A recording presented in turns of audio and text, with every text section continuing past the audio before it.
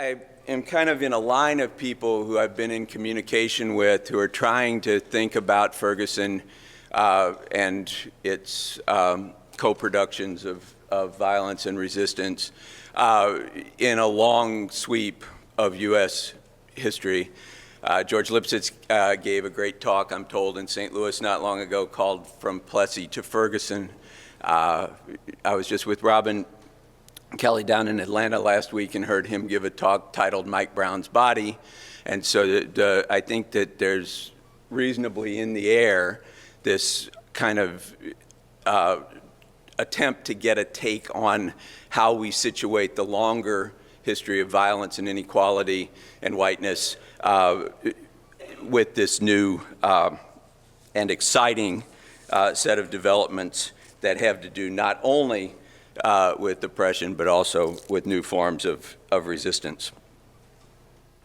And I've been thinking about the ways that these movements have been aware of the past, so that I'm trying to put together some things on the ways that the period from 1963 to 1965 was profoundly influenced by the centennial of the Emancipation Proclamation. And lots of King's greatest speeches in '63 were actually speeches where he was asked to reflect on 1863. And so there are these moments in which we might reasonably think that history actually matters. So, and I'm going to make a case for a specific way that it matters in a moment. But this is the 60th anniversary of the Brown II decision. So Brown I its Jubilee was enormously celebrated. Brown II, 10 years ago, not so much. The 60th anniversary of Brown I was quite celebrated. The anniversary of Brown II, not so much. So I think we can see why, because the all deliberate speed of Brown II turned out to be backward motion. So there's not that much to celebrate there, and I'm calling the exoneration of the cops in the Mike Brown verdict a chance to think about a Brown III and to kind of take the temperature of race relations in the United States now.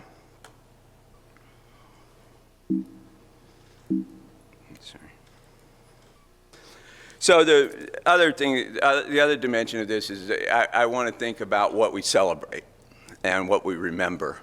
And one of the things that I've been struck by, and this is self-criticism as much as criticism, is how little we've remembered the Jubilee of Malcolm X's death. It's been crowded out in every sort of way, and the movie Selma, whatever its other virtues, is a kind of an example of that crowding out.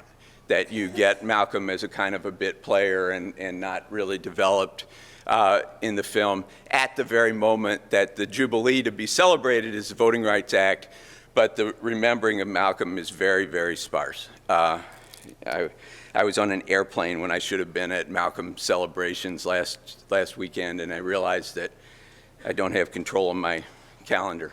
So the other thing that we are celebrating over a long period from 1863 to 1865, so the sesquicentennial of Emancipation. And that sesquicentennial is very much, I think, being marked, whether we take the film Lincoln or Jim Oakes's book or Eric Foner's book on Lincoln. All of these are nuanced and excellent, but in the main, they're stories of high politics and not stories of self-activity. So I wanted to just have this great picture that Alice Wyndham took, the St. Louis activist and photographer of Malcolm in Ghana up there. Do better on the screen. Good. So Toni mentioned, I was trying to get the full screen. It's a little different. So that's going to show up full? Yes. Good. The book that I just finished, and the reason that slavery is very much on my mind is that I, during Arab Spring, began to think that we need to have a history of emancipation that's about emancipation as a project of the slaves and not as a political project. So that book, I'm not here to sell it. I did bring you a free copy, Tricia, because you seemed to equivocate on whether you were going to buy it or not. So, but it's very much about emancipation from below. I think I'm just going to need help here in general because I don't know the computer.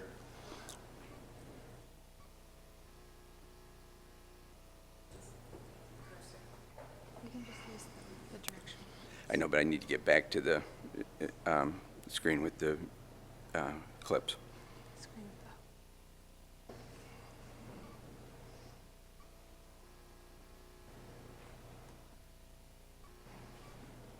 Great.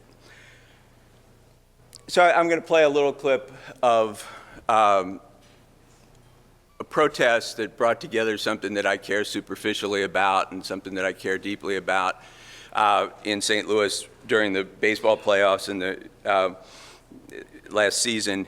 And it's footage of 30 seconds of footage of a demonstration outside of the Cardinals playoff game by the Black Lives Matter, by what was then Hands Up United in St. Louis, and what happens in that demonstration. So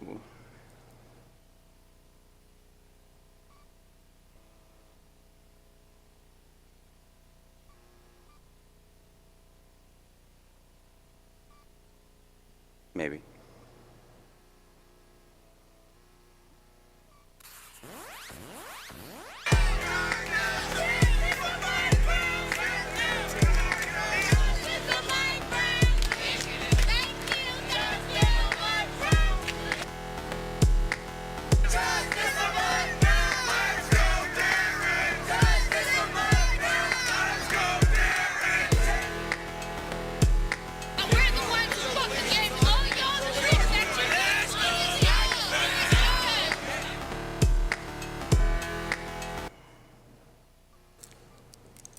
So this was a demonstration, small, of Hands Up United, and the Cardinal fans waiting to get in the game started to chant, first of all, "Let's go Cardinals," to drown out the protesters, but then it very quickly became, "Let's go Darren," and then you had a white woman who was able to get the floor and say, "We gave you all your fucking freedom." And it was an important moment for me in thinking about the kind of work we do as academics and how it can actually be kind of important, even history. My son is the attorney for the anti-tear gas and anti-municipal courts movements, an attorney. He teaches at St. Louis Youth Law School, and he's perfectly positioned to do this work because they had projects on police violence and municipal courts before. And you're not really allowed, I don't think, to be jealous of your own kids. You're not supposed to do that. But I was in some ways jealous of how he was positioned to intervene in these struggles in a way that I wasn't. And when he sent me that clip, I thought, aha, this actually is important, that somebody can believe that black freedom was given by whites. And actually the plot of Seizing Freedom is to argue that not only did black people seize their own freedom, but that the new kinds of modern freedoms for whites, that is an 8-hour working day movement and a modern labor movement and a viable, nationally visible, capable of winning in some states, women's suffrage movement, are actually given to us by the motion of slaves. That it's the seeing the impossible happen with the self-emancipation of slaves, that one of the chapters of the book is called Emancipation from Whiteness, that creates this new moment where white workers can, for example, no longer say, "Oh, well, at least I'm not a slave." And this is what, when Marx talks about the moral impetus given to the workers' movement by the self-emancipation of slaves, this is exactly what he's referring to. And now I need to get back to the slides again. You should just stay up here.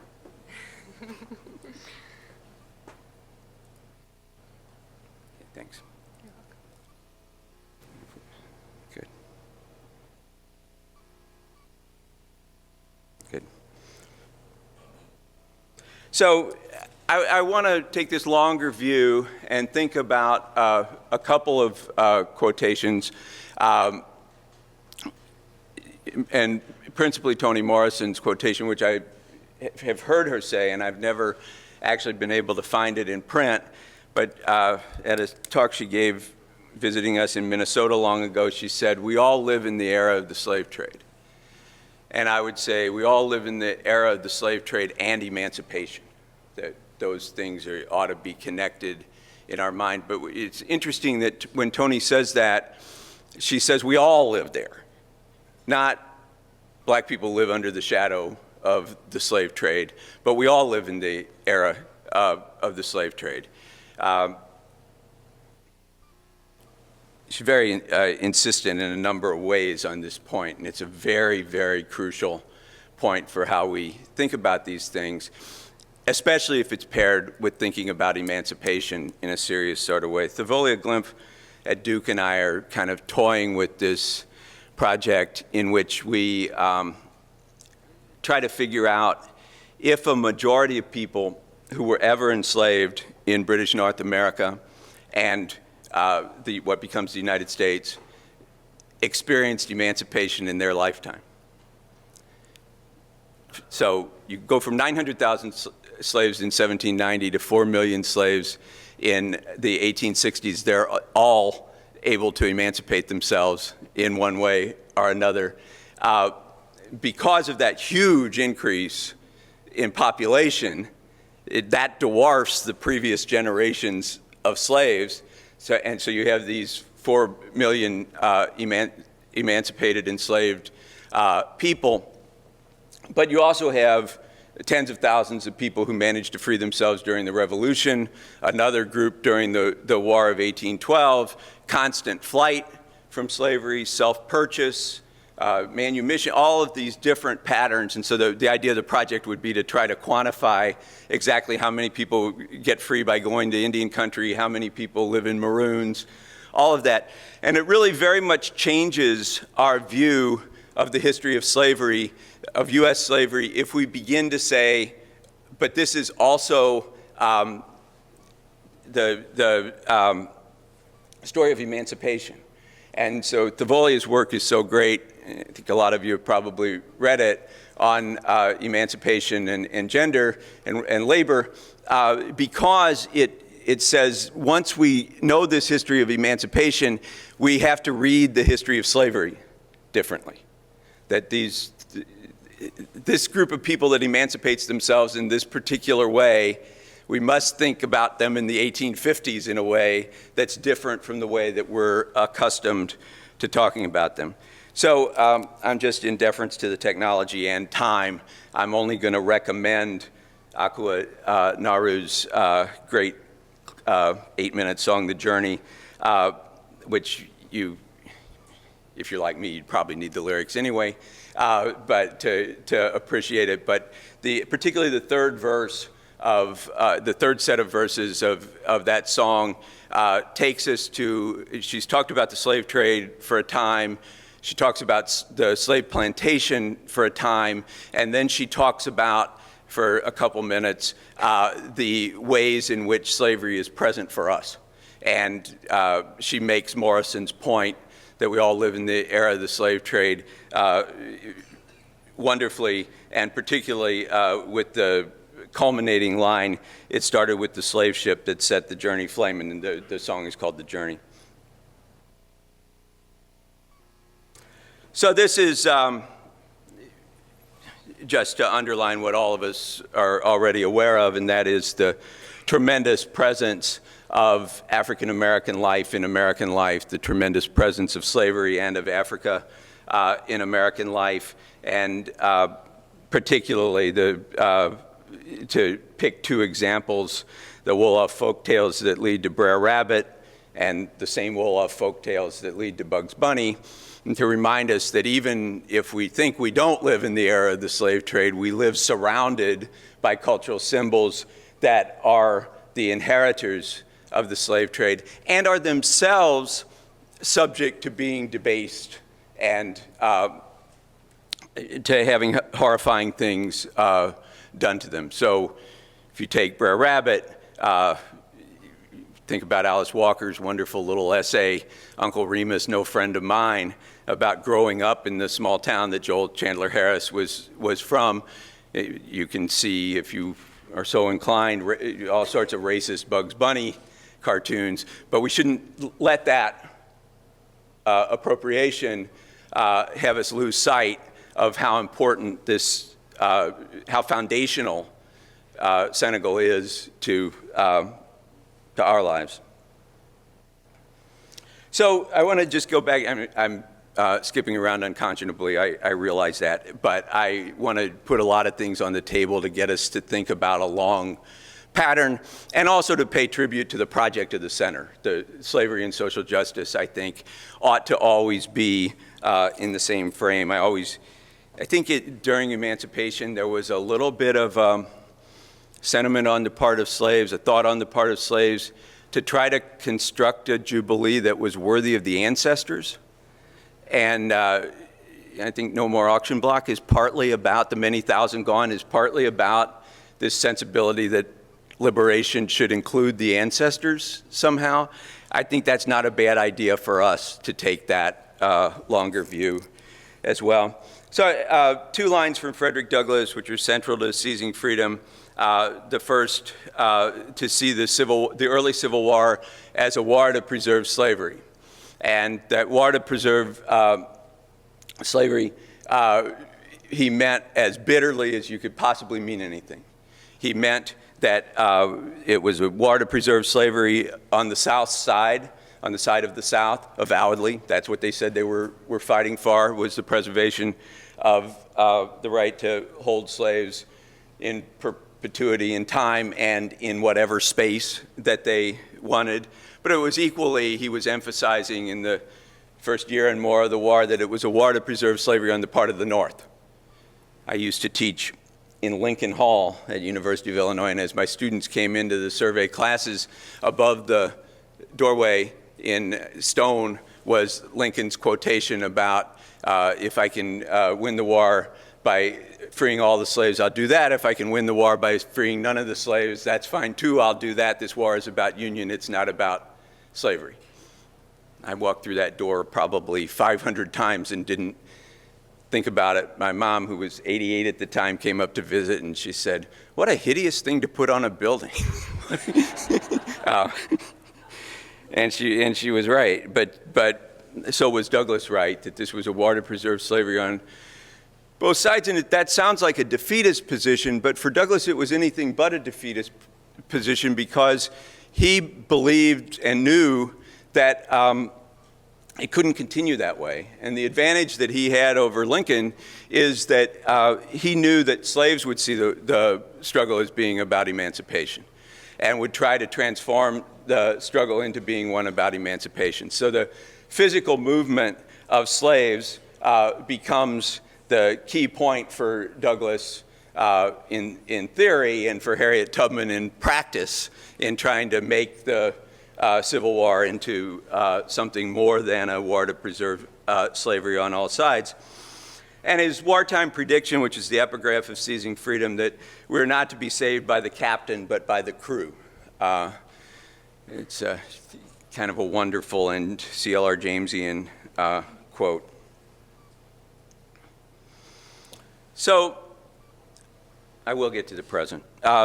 Dubois on the general strike of the slaves changing everything, and I've been showing people's pictures, revolutionaries' pictures on stamps and money, and lately in my lectures. I'm not sure why I do it. If anybody thinks it's profound, you should tell me why you think it's profound, but it's fascinating to me that there's a stamp, and that there's been a stamp for a long time in honor of such a great figure as Dr. Dubois. Dubois said in 1935, the resulting emotional and intellectual rebound of the nation made it nearly inconceivable in 1876 that 10 years earlier, most men had believed in human equality. Well, that's a quote that cuts a lot of different ways. One is to make us realize that the Civil War actually did change things, that we think about escaped enslaved people. It's written about as if they present themselves to the Union lines and they're greeted by a general, and that the general decides what to do with them. But they're greeted, of course, quite outside the general's headquarters by rank and file white troops who have to decide what to do with them. That's the existential drama that's going on with enslaved people making their way to freedom. And it's those troops that have to decide, and then they get to the general. And often the troops are quite lobbying the generals about what should be decided.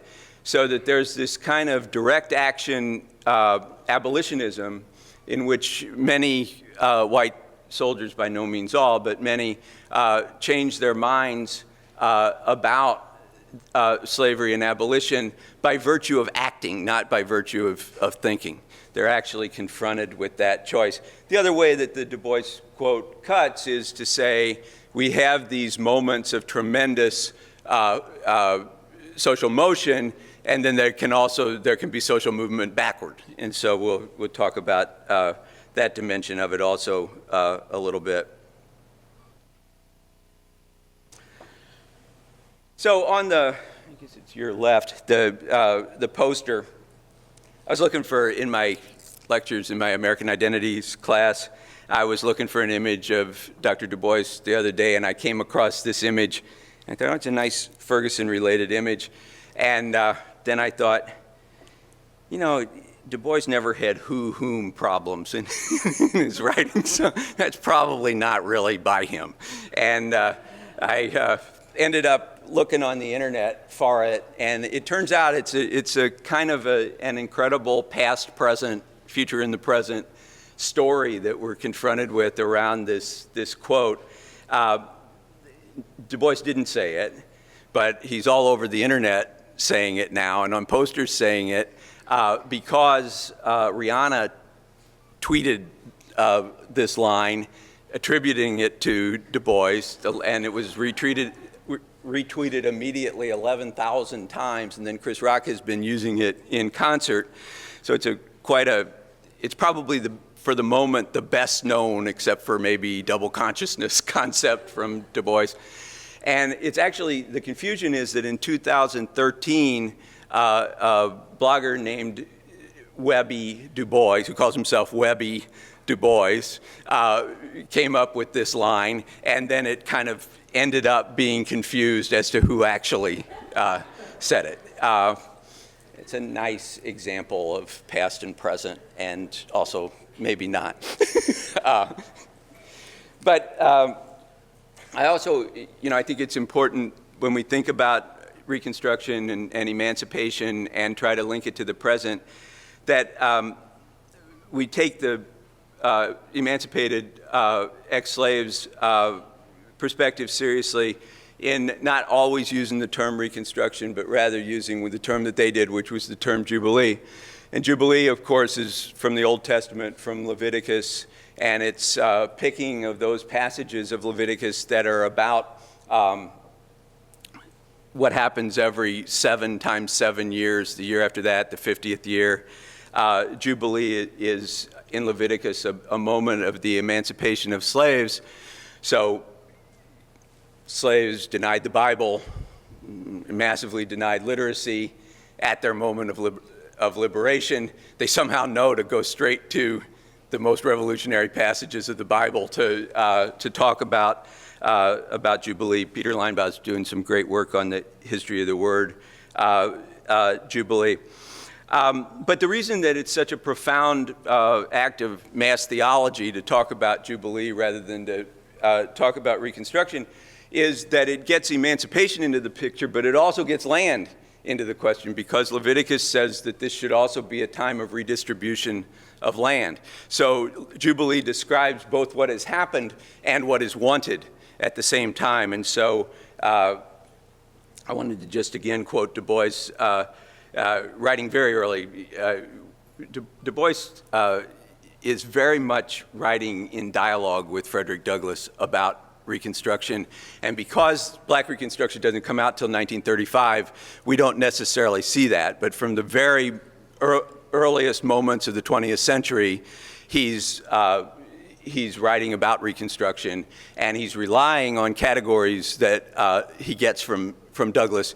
And then by the time you get to Black Reconstruction, it's all about the war to preserve slavery. He takes that line from Douglass to structure the early parts of the book, and why the general strike, of what he calls the general strike of the slaves, is so important in changing things. So I just am observing there that in 1903, he talks about the land question in a very profound way, and sort of says, and continues to say right up until 35, that the bargain was to get political rights and not get land. And that bargain was a bargain that left people extraordinarily vulnerable in their political rights as well. So jubilees ought to have some kind of material dimension. In Ferguson, for example, not in Ferguson yet, but in St. Louis, 400,000 traffic warrants were canceled, abrogated by a very, very scared city government about 6 weeks after Ferguson. So the idea that, the rhetoric is inspiring, the representations are inspiring, but there also needs to be a material dimension to Jubilees.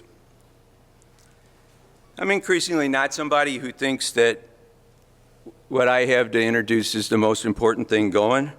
So when there's something that's compelling that's just completely somebody else's idea, I want to be sure to introduce it. And I was on a plenary session at the Association for African American Life and History with Clay Carson and Mary Frances Berry, actually just kind of taken over by Mary Frances Berry. The session was tremendous. She talked about the trading of a discussion of slavery for a discussion of diversity in how we function in thinking about power and justice, and why we need that discussion of slavery, and for other racialized groups, discussions of foundational moments of oppression, not just that it's insufficient to simply talk about diversity. That diversity is something that the courts have made us talk about, that, in defending the last little slivers of affirmative action, that has to be the argument. But at the time of successful articulations of arguments for change, it was slavery that was being discussed, and that the courts were forced to discuss. It was slavery, and to some extent Jim Crow. You get, after Bakke, this shift to a discussion about diversity and what's good for the university and what's good for white students. By the time you get to the last Supreme Court decision, it becomes what's good for white students in the university, and that's what's really being argued there, where the court predicts that 25 years or so we won't need affirmative action anymore. They're saying white students will have been exposed to enough diversity that we won't need affirmative action anymore. So I think that Mary Frances makes a very profound set of points, and I could tell that she was used to making them and had them down perfectly. So if you ever get a chance to see her speak on these subjects, you should definitely do. So I want to talk a little bit about making comparisons across time, and in particular, about I go way back with Adolph Reed and love Adolph in many ways. We disagreed in print all the time now, and about things that, only in the 1% of the political space that we occupy would the disagreements occur, but they're fierce disagreements. So I thought I was going to get to agree with Adolph Reed in this sense recently, and I was kind of excited, and then it didn't work either. But in writing Seizing Freedom, I became convinced that it's necessary to say something against the idea of neo-slavery, or as a multi-prize winning book by an Atlanta journalist not too long ago called it Slavery by Another Name. He was referring to coerced prison labor and peonage. are to even the new Jim Crow. And I really take Dubois seriously in Black Reconstruction, that we need to talk about the end of Reconstruction as a move back toward slavery. But we also need to realize that slavery was something else from what the rulers could impose after the slaves liberated themselves.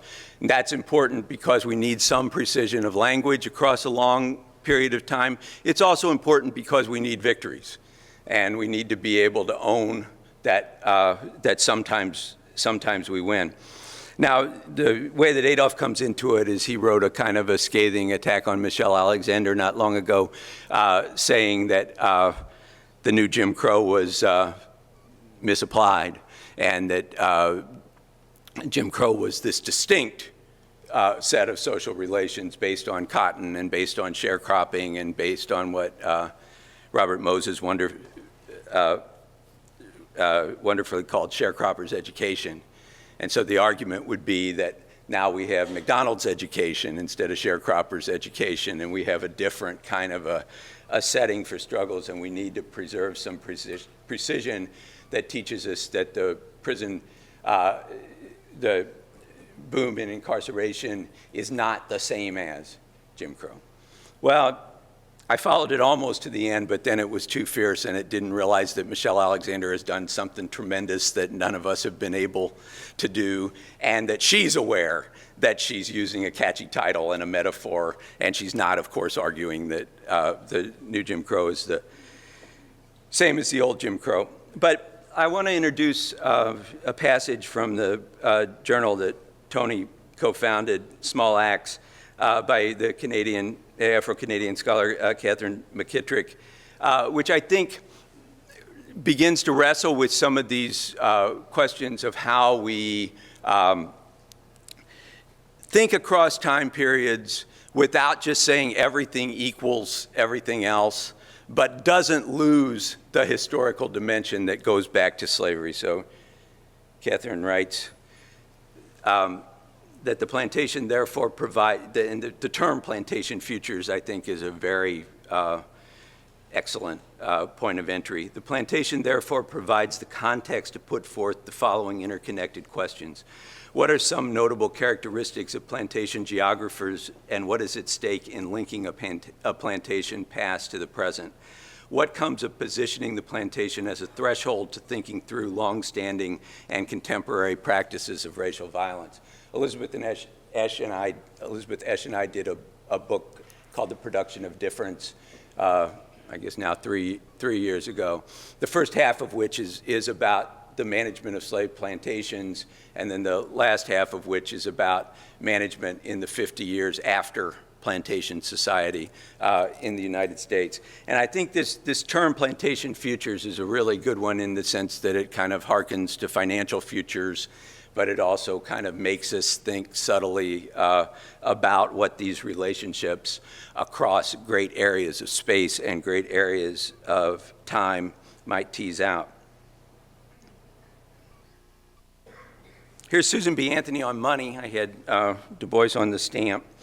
And I think that one of the things that is raised in the moment of emancipation and in our moment is the question of coalition of allies, or in what in Ferguson people are calling accomplices instead of allies. And I think the last part of Seizing Freedom is a meditation on alliance, because Susan B. Anthony and Elizabeth Cady Stanton, in the space of 5 years, sort of exemplified how to completely be in alliance with Black people and how to completely make their way out of that alliance as well. And actually, the meditation sort of makes me think that we should be a little bit gentler with each other as our alliances are strained and failed. Anthony and Stanton and Frederick Douglass and Wendell Phillips were the greatest freedom fighters probably ever assembled in the United States, and they couldn't quite puzzle out how to make alliances enduring either. But Stanton in 1863 announces that the National Loyal Women's League, which becomes the main national force of women's suffrage, has produced a badge. And notice that the war's been going on for 2 years. They're still producing their first badge emblem because Jen and Anthony refused to form a group until emancipation. So it's only after the emancipation of slaves that they say, now we can get on board with the war effort. And they produced this badge that, as Stanton writes, our badge is done, it represents a Negro breaking his own chains. And that's the only thing that you could have seen in 1863 if you were an activist, was that this was a moment of African Americans breaking their own chains. And this is a tremendously inspiring example for that other immediate, uncompensated, unplanned emancipation was the impossibility of antebellum U.S. society. The second impossibility was women's suffrage. And so this kind of example of being able to partake of the energy of the movement of the general strike of the slaves without making that movement somehow all be about yourself and your own movement is a tremendous accomplishment. And the first organizing activity of the new feminist movement is to do a massive petition campaign, not in behalf of women's suffrage, but in behalf of the 13th Amendment. People learn how to organize by doing African American organizing. So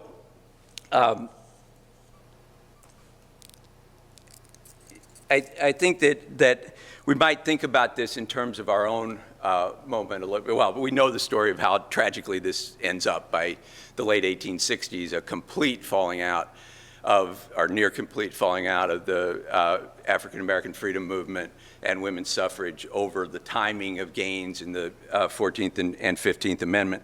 But I think we might think about the present. One of the things in the St. Louis and Ferguson demonstrations that I was quite taken with is these very sophisticated discussions, but not disabling discussions, about whether white demonstrators should participate with their in hands up, don't shoot chants. And it kind of goes back to a viral video that was titled, by a young woman from Kansas actually, that was titled, I Am Not Trayvon Martin, that came out during the Trayvon Martin trial.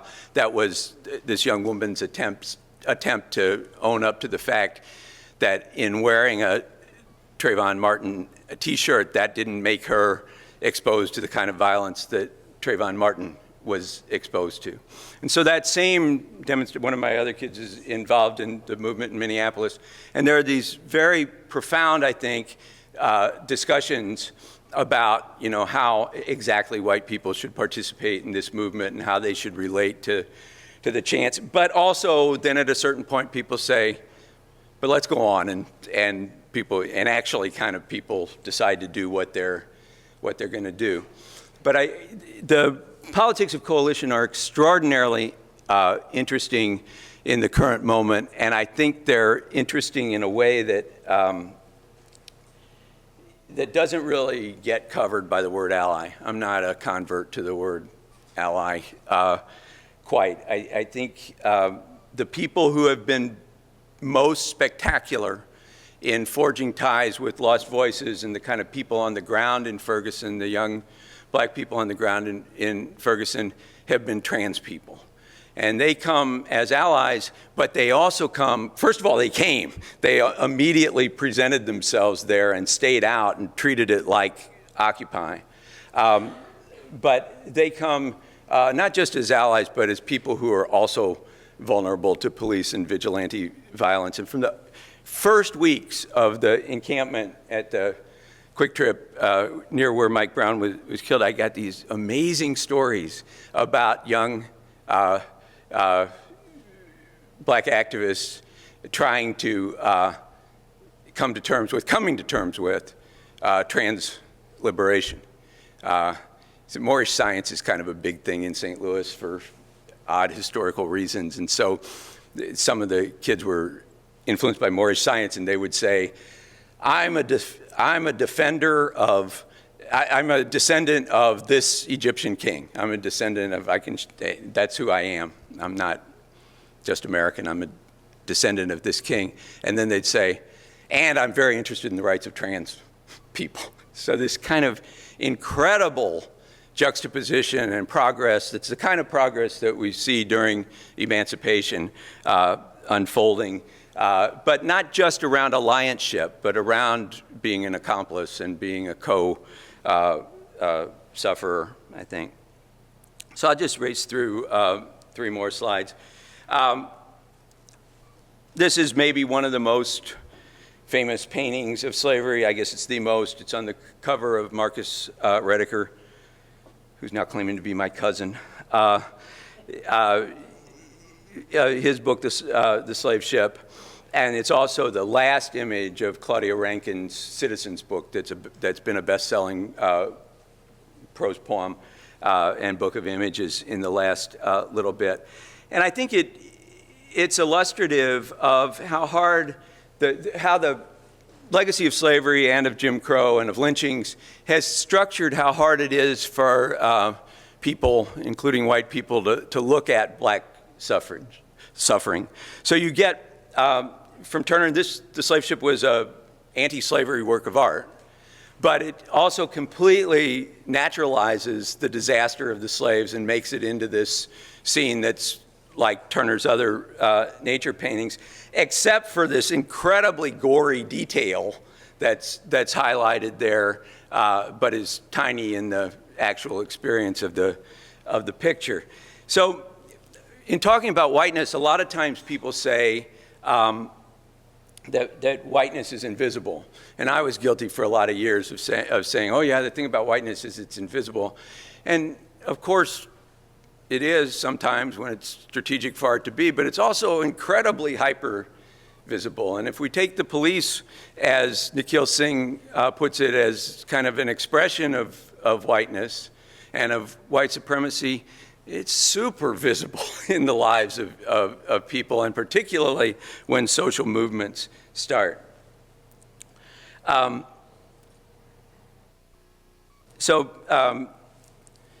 picture of Mike Brown. The real success of the movement in St. Louis so far has been to keep Mike Brown at the center.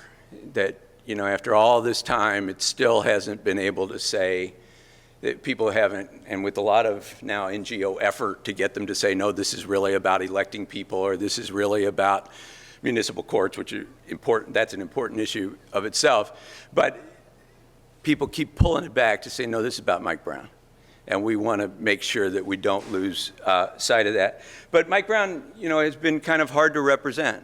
Unlike Emmett Till, the violence done to his body has not been that kind of hyper visibility that was possible in this case. Hasn't happened. Right-wingers always show pictures of him either supposedly flashing gang signs on the internet or looking like he's high. Left liberals generally show him in his high school graduation picture showing that he's innocent. But to actually see Mike Brown is turning out to be a kind of a hard thing to do, and yet it's important to do. And I want to close the last slide. Oh, maybe the last slide worked. Probably not. No, it didn't. Just as well. So we'll leave that up. But I wanted to close with a quote from Emmett Till's mom, Mamie Till Bradley, that I'm indebted to Nemu and Joy, a fantastic young political scientist at Wellesley.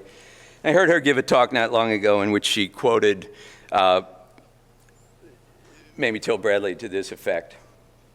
And this is from Bethel AME Church in Baltimore in 1955. So 1955, no laws yet, no second Reconstruction, just movement. And Till Bradley says, I don't think that freedom is so far away that we are not going to enjoy it.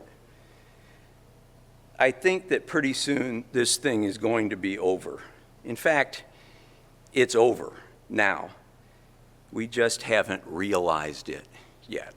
With realized being kind of a doubling word there. And then she says, it's just a matter of time before it's going to go down.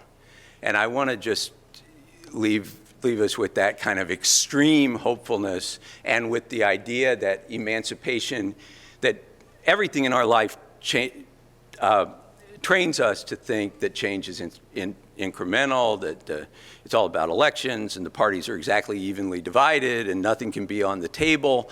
That's not the course of history all the time. And I think that to have that kind of utopian in a good way hope that Till Bradley articulates that is with the new kind of young social forces that come on the scene with Ferguson and after Ferguson, it's a very, very important and deeply historical point to make. So